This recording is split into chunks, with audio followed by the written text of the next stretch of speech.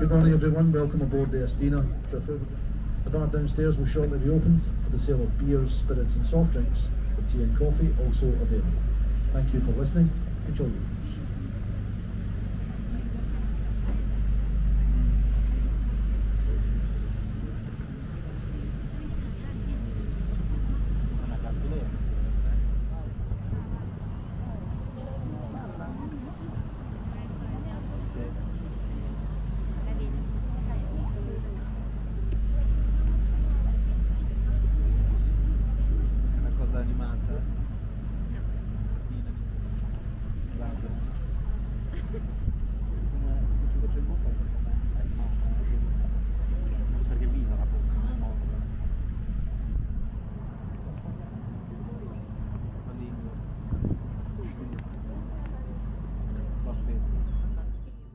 Welcome to Loch Lomond, known as the Queen of Scottish Lochs.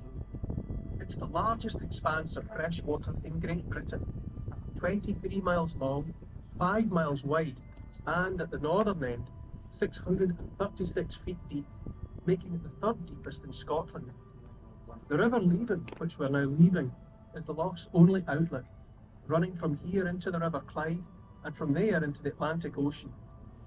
The area is home to an abundance of wildlife, and its history is as rich as the landscape that surrounds these mysterious waters.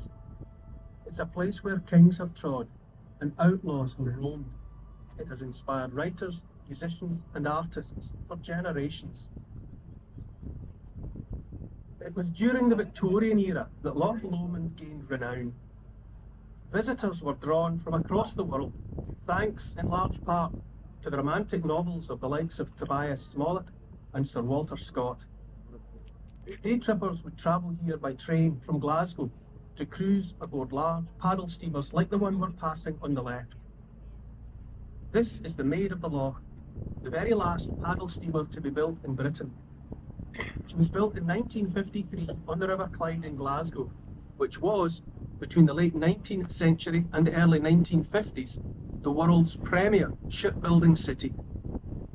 She represents those bygone days when she and many ships like her would sail the length of the loch filled with visitors.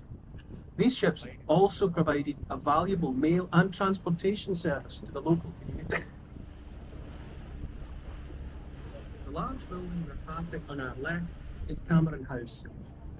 Cameron House was built in the 18th century by the Smollett family, shipbuilders and merchants, whose most famous member was the poet and novelist Tobias Smollett. Such was the wealth and influence of the Smolletts, the house has welcomed a few famous guests in its time. Former Prime Ministers Winston Churchill and Anthony Eden, as well as Empress Eugenie of France, have all visited here. As was the case with many ancestral homes across Britain, the costs of upkeep, staff and servants became unsustainable for the family. It was sold in 1986. And, after extensive additions to the original building, Cameron House was converted into a luxury 5-star hotel.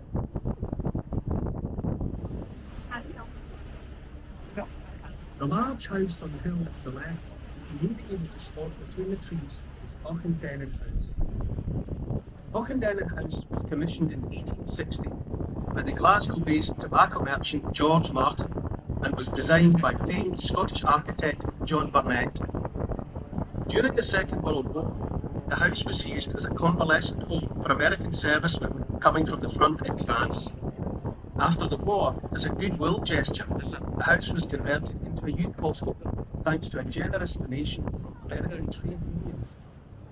The house remained a youth hostel until 2012, when it was bought over and converted into a 27-bedroom private home once again. Legend has it, the house marks the site of the hunting lodge of King Robert the Bruce, who owned much of the land and island in Loch Lomond. These he used as his private hunting estate, introducing many of the deer and game birds to the highlands and surrounding area. Created when the land that formed Scotland crashed together 500 million years ago. This line runs across the width of the country and separates the highlands from the lowlands. This can also be seen in the surrounding landscape as the rolling hills and meadows of the lowlands behind make way for the rugged peaks of the Highland ahead. In just a few minutes, we will cross this boundary and enter the Scottish Highlands. This fact earned Loch Lomond the title the Gateway to the Highlands.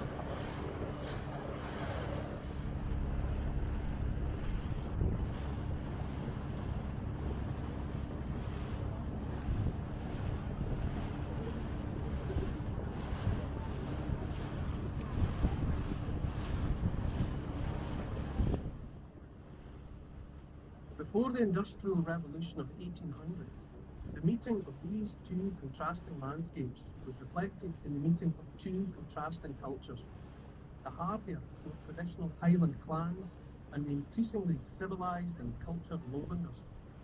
This melting pot situation often led to disagreements and conflict.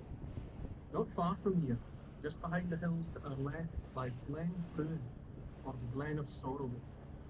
Glen Fruin is the site of one of the most gruesome battles in Scotland's history. In 1603, a dispute between two rival clans, Cahoon and MacGregor, culminated in the two meeting for a pitched battle in the glen. Despite being outnumbered 2-1, the MacGregors managed to flank the Cahoon forces, and what began as a battle became a massacre. Legend has it that for the 200 to 300 casualties Cahoon suffered, the MacGregors' casualties were but a handful. Some reports suggest that even the Cahoon women, who were there to tend the injured, were massacred along with their kinsmen. Such was the viciousness of the MacGregor onslaught that King James IV had their clan chiefs executed and decreed that the MacGregor name was to be abolished on pain of death. The judgment would not be lifted until 1775, 172 years later.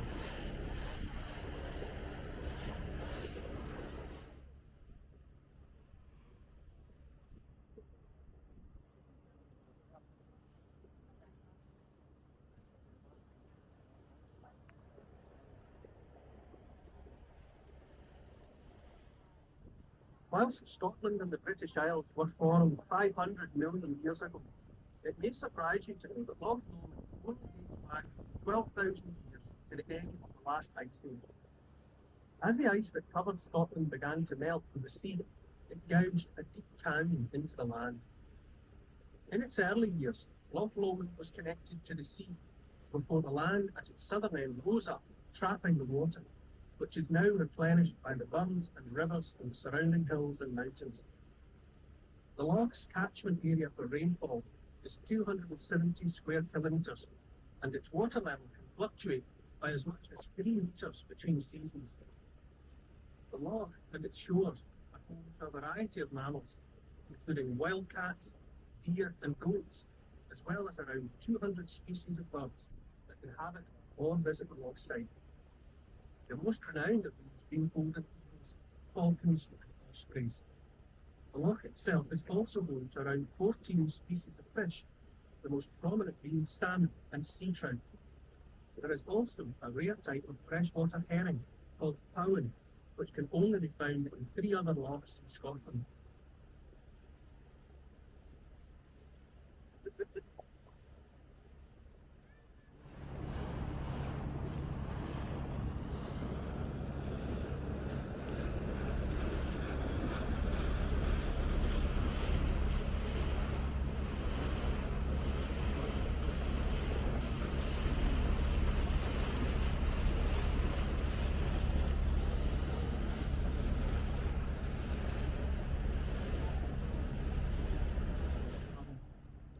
Lomond is 1.5 miles long by half a mile wide and is the largest inland island in Great Britain. The island has been inhabited since the 6th century, when the monks of St Mirren set up a monastery here. Between the trees on the bank you may be able to spot the ruined remains of Lennox Castle. This castle was built by Duncan, the 8th Earl of Lennox, 1393. The castle was, for a short time, during the latter years of its existence, the residence of Mary Queen of Scots. Much later, another famous visitor to the island was legendary Scottish outlaw Rob Roy MacGregor, who led a night raid on the island, which was by this time a base for government forces. He and his clansmen relieved the island of its cattle, as well as all the island's boats, to prevent pursuit. Today the island is privately owned by the Scott family. It has a small farm, hotel and restaurant, and also houses Scotland's oldest, and quite possibly bravest, Naturists Club.